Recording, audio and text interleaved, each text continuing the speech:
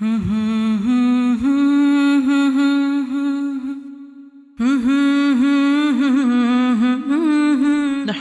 ونصلي على رسوله الكريم اما بعد فاعوذ بالله من الشيطان الرجيم بسم الله الرحمن الرحيم رب اشرح لي صدري ويسر لي امري واحلل عقدة من لساني يفقهوا قولي۔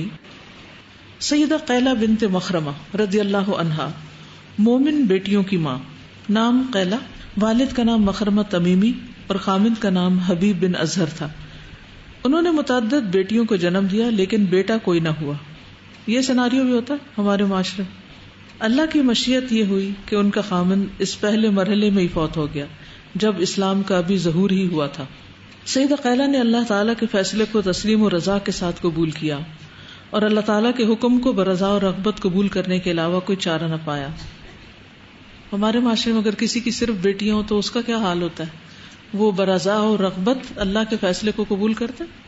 یہ دیکھیے کہ اس میں اولاد کا نہ ہونا یا صرف ایک قسم کی اولاد کا ہونا، جیسے صرف بیٹیاں ہونا، بیٹے ہو جائے تو اس کی تو کوئی مسئلہ نہیں، لیکن اگر صرف بیٹیاں ہوں تو پھر خاندانوں میں مسئلے کھڑے ہو جاتے ہیں، بعض اوقات طلاقوں تک نوبت ہو جاتی ہے، بعض اوقات اور ایشوز شروع ہو جاتے ہیں۔ تو اس میں پھر سب سے زیادہ متاثر کون ہوتا ہے؟ سب سے زیادہ متاثر کون ہوتا ہے؟ عورت ہوتی ہے جس کی وہ بیٹیاں ہوتی ہیں۔ حالانکہ اولاد کس کی طرف سے ہوتی ہے؟ شوہر کی طرف سے ہوتی ہے۔ اس میں قصور عورت کا نہیں ہوتا، قصور تو مرد کا بھی نہیں ہوتا کیونکہ اس کے اپنے ہاتھ میں تھوڑی ہے، لیکن کوئی بھی مرد عورت کو ذمہ دار نہیں قرار دے سکتا، ٹھیک ہے؟ تو بہرحال اگر کسی کے ساتھ ایسا ہو جائے تو پھر سب سے احسن رویہ کیا ہے کہ انسان اللہ کی رضا پر راضی ہو، کبھی اپنے دل میں پریشانی اور بے چینی نہ رکھے کہ بیٹا کیوں نہیں، اور ہر وقت بس ایک ہی دھن لگی رہے کہ کیوں نہیں، ایسا کیوں ہے میرے ساتھ، بڑی ذاتی، اور دوسروں کے بچے دیکھ دیکھ کے انسان حسرتیں کرتا رہے اور ایک کرب بلا میں اپنے آپ کو ڈالے رکھے۔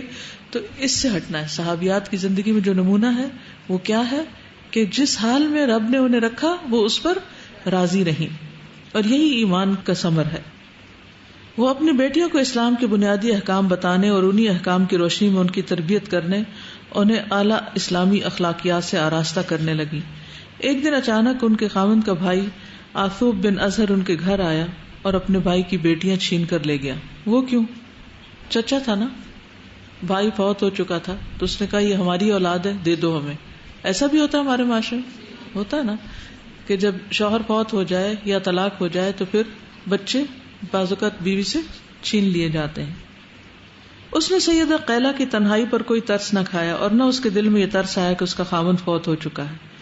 اور یہ کتنا مشکل ترین وقت ہوتا ہے کہ جب عورت سے اس کے سارے پیارے رشتے چھن جائیں۔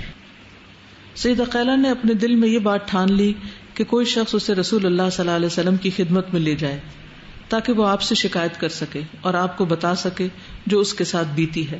سیدہ قیلہ کو پتا چلا کہ حریث بن حسان رسول اللہ صلی اللہ علیہ وسلم کی طرف روانہ ہو رہا ہے، تو سیدہ قیلہ نے اس سے کہا کہ مجھے بھی ساتھ لے چلیں۔ اس نے کہا ٹھیک ہے، تشریف لے چلیں۔ رسول اللہ صلی اللہ علیہ وسلم سے ملاقات کے لیے روانگی۔ جب دونوں رسول اللہ صلی اللہ علیہ وسلم کے پاس آئے تو فجر کی نماز کھڑی ہو چکی تھی اور آسمان پر ستارے جھلملا رہے تھے۔ رات کے اندھیرے کی وجہ سے ایک دوسرے کی پہچان مشکل تھی۔ یہ فجر کا اصل وقت ہے۔ سیدہ قیلہ فرماتی ہیں میں چونکہ ابھی اسلام میں نئی وارد ہوئی تھی، مجھے زیادہ مسائل کا پتہ نہیں تھا۔ میں نماز میں مردوں کی صف میں کھڑی ہو گئی۔ میرے ساتھ کھڑے ایک شخص نے مجھ سے کہا کہ تم مرد ہو یا عورت؟ میں نے کہا میں عورت ہوں۔ پہلے نماز میں باتیں کی جا سکتی تھی، پھر بعد میں منع کر دیا گیا وقوموا للہ قانتین۔ اندھیرے کی وجہ سے پہچان مشکل تھی، اس لیے اشتباہ پیدا ہو رہا تھا، اسی لیے اس نے مجھ سے استفسار کیا۔ جب اس شخص کو معلوم ہوا کہ میں عورت ہوں تو اس نے کہا تم عورتوں کی صف میں جاؤ۔ عورتوں کی صف حجرات کے پاس تھی۔ حجرات کیا ہیں؟ ازواج مطہرات کے کمرے۔ میں عورتوں کے ساتھ نماز میں شامل ہو گئی۔ جب سورج طلوع ہوا تو میں نے ایک شخص کو دیکھا جس نے بڑا اچھا لباس پہنا ہوا تھا۔ میں نے غور سے دیکھا تاکہ رسول اللہ صلی اللہ علیہ وسلم کو دیکھ سکوں۔ جب سورج بلند ہوا تو ایک شخص آیا اور اس نے السلام علیکم یا رسول اللہ کہا۔ نبی کریم صلی اللہ علیہ وسلم نے جواب میں وعلیکم السلام ورحمۃ اللہ وبرکاتہ کہا۔ سیدہ قیلہ کہتی کہ رسول اللہ صلی اللہ علیہ وسلم نے بوسیدہ کپڑے پہن رکھے تھے۔ میں نے رسول اللہ صلی اللہ علیہ وسلم کو خشوع و خضوع کی حالت میں بیٹھے دیکھا تو ڈر کی وجہ سے میرے بدن میں کپ کپی طاری ہوگی۔ ابو داود میں مذکور ہے کہ سیدہ قیلہ نے نبی کریم صلی اللہ علیہ وسلم کو خضوع و خشوع کے ساتھ بیٹھے ہوئے دیکھا تو اس کے بدن میں کپ کپی طاری ہو گئی. ایک ہم نشین نے رسول اللہ صلی اللہ علیہ وسلم کو بتایا کہ یہ خاتون کانپ رہی ہے. آپ نے میری طرف دیکھے بغیر ہاتھ کا اشارہ کیا اور فرمایا یا مسکینہ علیک السکینہ، یا مسکینہ علیک السکینہ، اے مسکینہ سکینت سکون کو لازم پکڑو، یعنی ڈرنے کی ضرورت نہیں. اس کے بعد میرا خوف جاتا رہا اور میں نے اطمینان اور سکون محسوس کیا. میرے ساتھ جو شخص آیا تھا وہ آگے بڑھا اور اس نے رسول اللہ صلی اللہ علیہ وسلم کے دست مبارک پر بیعت کی اور اسلام قبول کر لیا. سیدہ قیلہ فرماتی ہے کہ رسول اللہ صلی اللہ علیہ وسلم نے میرے لیے ایک وثیقہ لکھا. یہ وثیقہ سرخ رنگ کے چمڑے پر تھا. آپ لکھوایا کرتے تھے، خود نہیں لکھتے تھے. لکھے سے مراد کہ آپ کی طرف سے تھا، اس لیے اسے کہا کہ آپ نے لکھا. اس پر یہ تحریر کیا گیا کہ قیلہ اور اس کی بیٹیوں پر ظلم نہ کیا جائے، ان کے حقوق کو پامال نہ کیا جائے اور نہ انہیں مجبور کیا جائے، اور ہر مومن مسلمان ان کا مددگار ہو. رسول اللہ صلی اللہ علیہ وسلم نے سیدہ قیلہ اور اس کی بیٹیوں کو تحفظ فراہم کیا، جس سے سیدہ قیلہ مطمئن ہو گئی. یعنی وہ ماں کو پریشانی یہ تھی کہ بچیوں کا پتہ نہیں کیا حال ہے، ان کے ساتھ ظلم تو نہیں کیا جا رہا، کیونکہ اس معاشرے میں عموماً یتیم بچیوں کے ساتھ زیادتی کی جاتی، ان کا مال بھی چھین لیا جاتا، ان کے ساتھ زبردستی شادی کر لی جاتی، ان کو مہر نہیں دیا جاتا، ان کے حقوق نہیں ہوتے تھے. تو انہوں نے آپ سے ان کے حقوق کے بارے میں ایک وثیقہ لکھوایا. سیدہ قیلہ نے اپنی بیٹیوں کے ہمراہ سعادت کی زندگی بسر کی. اللہ سبحانہ و تعالیٰ سیدہ قیلہ پر اپنی رحمت کا سایہ دراز کرے، آمین یا رب العالمین. بہت اہم پوائنٹ ہے یہ کہ جب انسان کے حقوق چھین لیے جائیں اور جب اس پر زیادتی ہو رہی ہو تو اس وقت سب سے پہلا کام یہ کہ انسان پہلے اپنے ہوش و حواس بحال رکھے. سید لیلہ بنت خطیم رضی اللہ عنہا، قبول اسلام اور رسول اللہ صلی اللہ علیہ وسلم کے لیے اپنے نفس کو پیش کرنا. نام لیلہ اور والد کا نام خطیم بن عدی بن سواد بن ظفر بن خزرج تھا. یہ مشہور و معروف شاعر قیس بن خطیم کی ہمشیرہ تھی. انہوں نے اسلام قبول کیا اور اپنی 2 بیٹیوں کے ہمراہ رسول اللہ صلی اللہ علیہ وسلم کی بیعت کی. سیدہ لیلہ بنت خطیم نے رسول اللہ صلی اللہ علیہ وسلم کی خدمت میں حاضر ہو کر اپنے آپ کو ہبہ کرنے کی پیشکش کی. قرآن مجید میں اس کا ذکر آتا ہے نا کہ ام وہبت نفسہا للنبی، جسے آپ نے قبول کر لیا. جب ان کی قوم کو پتہ چلا تو انہوں نے ایسا کرنے سے روکا، تو انہوں نے رسول اللہ صلی اللہ علیہ وسلم کو اپنی قوم کے نقطہ نظر سے آگاہ کیا تو آپ نے انہیں چھوڑ دیا. پھر انہوں نے مسعود بن اوس بن سواد بن ظفر کے ساتھ شادی کی، جس سے اولاد ہوئی.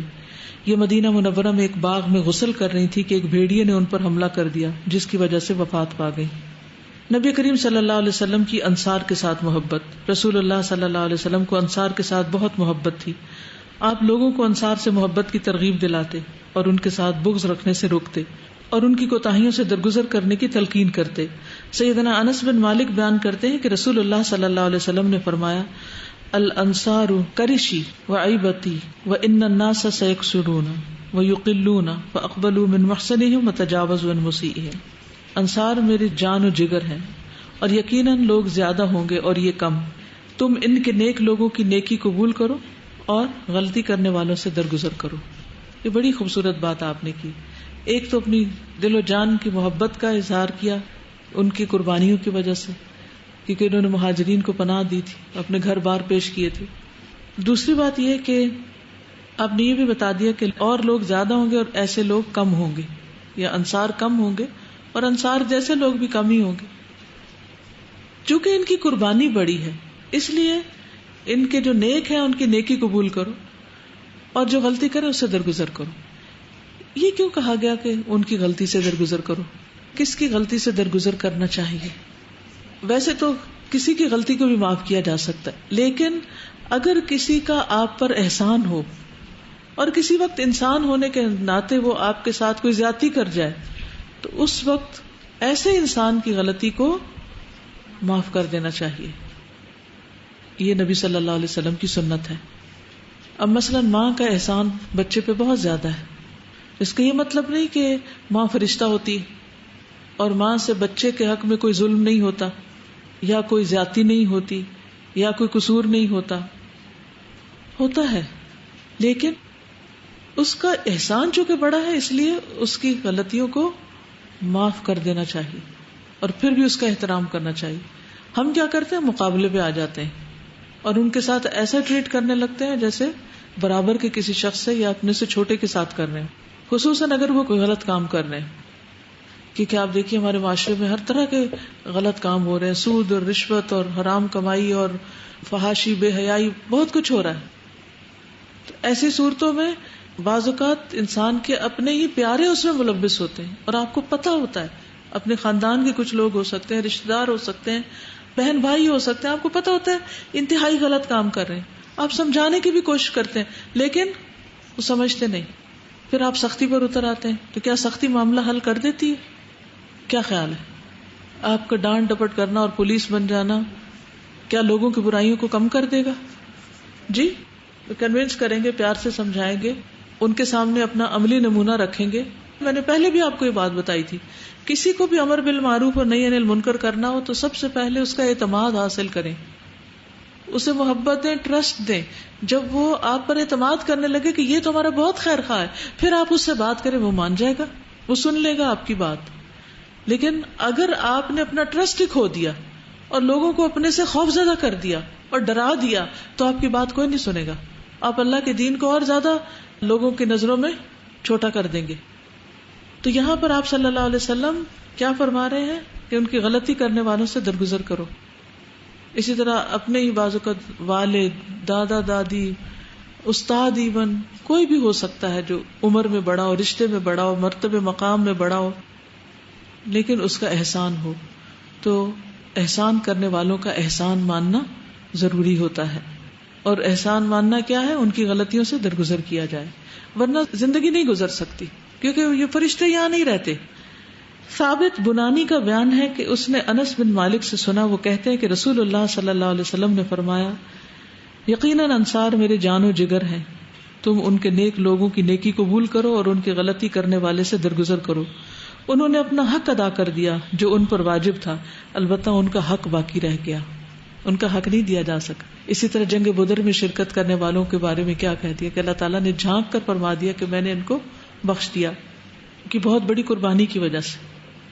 رسول اللہ صلی اللہ علیہ وسلم نے ایک سے زیادہ مرتبہ یہ اعلان کیا کہ انصار سے محبت ایمان کا جز ہے. شعبہ عبداللہ بن جبیر سے بیان کرتے ہیں، وہ کہتے ہیں کہ میں نے انس بن مالک سے سنا، انہوں نے بتایا کہ رسول اللہ صلی اللہ علیہ وسلم نے فرمایا، آیت المنافق بغض الانصار و آیت المؤمن حب الانصار.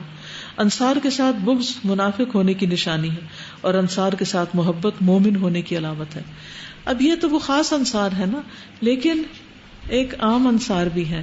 وہ کون سے ہیں؟ جی، یہ جو آپس میں آپ لوگ جتنے بھی آپ کی ٹیچرز ہیں، جتنے بھی لوگ دین کا کام کر رہے ہیں، یہ سب انصار اللہ ہیں. تو ان کی قربانیاں، ان کی محنتیں، ان کی وجہ سے ان کا ریگارڈ کرنا، ان سے محبت کرنا، ان کا خیال رکھنا، یہ ایمان کی علامت ہے.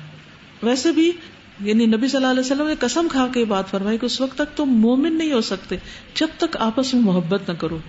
اپنے ایمان کا جائزہ لینے کے لیے دیکھیں کہ کیا مجھے اپنے ساتھیوں سے محبت ہے.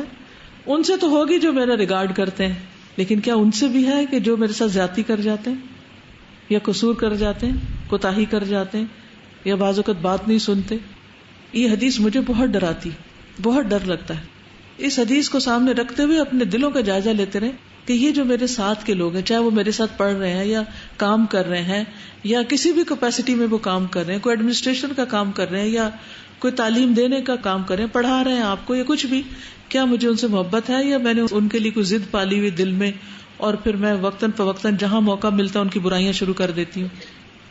کیونکہ جب محبت نہیں ہوتی نا تو پھر کیا ہوتا ہے، انسان کے وہ پائل اپ ہوتا جاتا ہے نفرتوں کا لاوا، اور پھر کبھی کہیں پھٹ کے نکلتا ہے، کبھی کہیں نکلتا ہے، اور ہم کیے کرائے کو ضائع کر بیٹھتے ہیں. اس لیے بہت ضروری ہے کہ جن لوگوں نے دین کے لیے قربانیاں کی ہوں، چھوٹی کی ہوں یا بڑی کی ہوں، ان کا ریگارڈ کیا جائے، ان کی قربانیوں کو قبول کیا جائے، اس کو ایکسپٹ کیا جائے اور اس بنا پر ان کا احترام کیا جائے، چاہے وہ عمر میں بڑے ہوں یا عمر میں چھوٹے ہوں، چاہے وہ سٹیٹس میں ہم سے بڑے ہوں مالی اعتبار سے یا مال میں کم ہوں یا کسی بھی اعتبار سے. اللہ سبحانہ وتعالیٰ انصار کے مردوں، عورتوں اور بچوں پر اپنی رحمت کا سایہ دراز کرے اور ہمیں بھی قیامت کے دن ان کا ساتھ نصیب کرے، آمین یا رب العالمین. سیدہ ریطہ بنت حارث رضی اللہ عنہا، مہاجر کی بیوی مہاجرہ، نام ریطہ، والد کا نام حارث بن جبیلہ اور خامند کا نام حارث بن خالد تھا. سید اریتا رضی اللہ عنہا اور ان کے خاوند حارث بن خالد رضی اللہ عنہ دار اسلام میں سب سے پہلے داخل ہونے والوں میں سے تھے، یعنی السابقون الاولون میں سے تھے۔ جب قریش کی ایذا رسانی سے تنگ آ کر اپنے دین کی حفاظت کے لیے مہاجرین کا قافلہ حبشہ کی طرف روانگی کے لیے حرکت میں آیا تو یہ دونوں میاں بیوی بھی ان مہاجرین کے ساتھ تھے، یعنی جنہوں نے اپنا گھر بار اسلام کی خاطر چھوڑا۔ سید اریتا رضی اللہ تعالی عنہ اور ان کا خاوند سرزمین حبشہ میں سعادت اور سکون کی زندگی بسر کرنے لگے۔ وہاں رہتے ہوئے سید اریتا نے موسیٰ، زینب، ابراہیم اور عائشہ کو جنم دیا اور ان کے دلوں میں دین کے ابتدائی اصولوں کی تخم ریزی کرنے لگے کہ جس اسلام کی نعمت سے دونوں میاں بیوی اور دیگر تمام مسلمانوں کو اللہ سبحانہ تعالیٰ نے سرفراز کیا۔ یعنی بچپن سے ایک ماں جس کے اپنے اندر ایمان ہوتا ہے اس کی خواہش یہی ہوتی ہے کہ اس کے بچوں کی پرورش بھی ایمان کے ساتھ ہو۔ سید اریتا رضی اللہ عنہا اپنے خاوند کے ساتھ انتہائی حسن اخلاق کے ساتھ پیش آتی تھیں۔ ان کا خاوند حارث بھی ان کے ساتھ حسن سلوک سے پیش آتا تھا اور یہ اسلام کی تعلیمات میں سے ہے۔ دونوں میاں بیوی ایک دوسرے کے ساتھ انتہائی اخلاص سے پیش آتے تھے۔ ان کے باہمی تعلقات محبت، الفت اور ہمدردی پر مبنی تھے۔ ان دونوں کے باہمی تعلقات اس قدر خوشگوار تھے کہ ان کا گھر مسرت و شادمانی کا گہوارہ بن گیا تھا۔ جب مہاجرین نے مکہ معظمہ کی طرف اپنی واپسی کا پختہ ارادہ کر لیا تو سید اریتا نے گھر کا سامان باندھا، تھیلے تیار کیے اور اپنے خاوند اور 4 بیٹوں کے ہمراہ مہاجرین کے قافلے کے ساتھ چل پڑی۔ دوسری ہجرت کے وقت راستے میں ان کی وفات۔ مہاجرین نے مکہ معظمہ میں تھوڑا سا آرام کیا، پھر انہوں نے مدینہ منورہ کی راہ لی تاکہ رسول اللہ صلی اللہ علیہ وسلم کے ساتھ جا ملیں، اور جو آپ کے قرب کی نعمت سے محروم رہے اسے دوبارہ حاصل کیا جائے، کیونکہ یہ مہاجرین حبشہ میں رسول اللہ صلی اللہ علیہ وسلم کی جدائی کا صدمہ سہتے رہے۔ سید اریتا کا خاوند نہیں جانتا تھا کہ تقدیر نے ان کے لیے کیا چھپا رکھا ہے۔ اللہ تعالیٰ کی مشیت اس کے بندوں میں جاری و ساری ہوتی ہے، وہی ہوتا ہے جو اللہ تعالیٰ کو منظور ہوتا ہے۔ اللہ تعالیٰ اپنے بندوں میں سے جس کو چاہتا ہے اپنی زمین کا وارث بنا دیتا ہے۔ راستے میں حارث کے بیٹوں اور ان کی بیوی کو سخت پیاس لگی۔ انہیں ایک جگہ پانی دکھائی دیا تو وہ وہاں پانی کے پاس فروکش ہوئے۔ سید اریتا اور ان کے 4 بیٹوں نے پانی پیا، لیکن حارث کو پانی کی طلب نہیں تھی۔ وہ پانی پینے کے بعد جب سفر پر روانہ ہوئے تو اپنے جسم میں توڑ پھوڑ محسوس کرنے لگے، پھر ان کے جسمانی قوا میں کوئی حرکت باقی نہ رہی۔ جو انہوں نے پیا تھا وہ زہریلا تھا جس نے سب کو موت کی نیند سلا دیا۔ سیدنا حارث یہ دردناک منظر دیکھ کر گھبرا گئے اور وہ کچھ بھی نہ کر سکے۔ یہ اللہ کا فیصلہ تھا۔ اللہ تعالیٰ موت و حیات کا خالق ہے، حکم اسی کا چلتا ہے۔ اس کے بندوں کے لیے اللہ تعالیٰ کے احکامات کے آگے سر تسلیم خم کرنے کے علاوہ کوئی چارہ کار نہیں۔ مدینہ منورہ میں سیدنا حارث نے رسول اللہ صلی اللہ علیہ وسلم کی احادیث روایت کرنے کی سعادت حاصل کی۔ نبی کریم صلی اللہ علیہ وسلم نے ان کی شادی یزید بن ہاشم کی بیٹی کے ساتھ کر دی اور اللہ تعالیٰ نے اس سے انہیں پاکیزہ اولاد عطا کی۔ اللہ تعالیٰ سید اریتا پر اپنی رحمت کی برکھا برسائے جس نے ہجرت کے راستے میں اپنے اولاد کے ساتھ وفات پائی۔ یہ سب اعظم المہاجرین سیدنا محمد صلی اللہ علیہ وسلم کی ملاقات کے لیے مدینہ منورہ جا رہے تھے۔ انہوں نے اپنے خالق و مالک کی جانب سے اجر و ثواب پا لیا جو ذرہ برابر بھی کسی کا اجر ضائع نہیں کرتا۔ مہاجرین کے حوالے سے اللہ سبحانہ وتعالیٰ نے یہ حکم نازل کیا ہے، اور جو شخص اللہ کی راہ میں ہجرت کرے وہ زمین میں پناہ لینے کے لیے بہت جگہ اور گنجائش پائے گا، اور جو شخص اللہ اور اس کے رسول کی طرف ہجرت کرنے کی خاطر اپنے گھر سے نکلے پھر اسے راستے میں موت آ جائے تو اس کا اجر اللہ کے ذمے واجب ہو گیا، اور اللہ نہایت بخشنے والا بہت رحم کرنے والا ہے۔ تو اصل چیز اللہ کی رضا ہے، وہ جس طرح بھی حاصل ہو۔ ضروری نہیں کہ انسان دنیا میں بڑے بڑے کام کر جائے اور دنیا میں نام پیدا کرے یا دنیا میں بہت بڑے آثار چھوڑے۔ اصل چیز ہے کہ انسان کی موت اللہ کی رضا پر آئے اور وہ اللہ کے راستے میں مرے اور اللہ تعالیٰ اس سے راضی ہو جائے۔ یہاں ہم دیکھتے ہیں سابقون الاولون کو کہ وہ اسلام کی خاطر ہر طرح کی قربانی کرتے ہیں۔ ان کی ساری زندگی کس چیز کا نمونہ ہے؟ کیا سکھاتی ہے ہمیں کہ اپنے ایمان کو عزیز رکھو اور اس کی خاطر جو قربانی بھی دے سکو کرو۔ یعنی دنیا کی خاطر دین کو قربان نہ کرو، دین کی خاطر اپنی دنیا قربان کر دو، اور یہ کوئی مہنگا سودا نہیں۔ بہت ہی خوش قسمت خوش نصیب لوگ ہیں وہ جو ایسا کر پائیں۔ سبحانک اللہم و بحمدک اشہد ان لا الہ الا انت استغفرک و اتوب الیک. السلام علیکم و رحمۃ اللہ وبرکاتہ.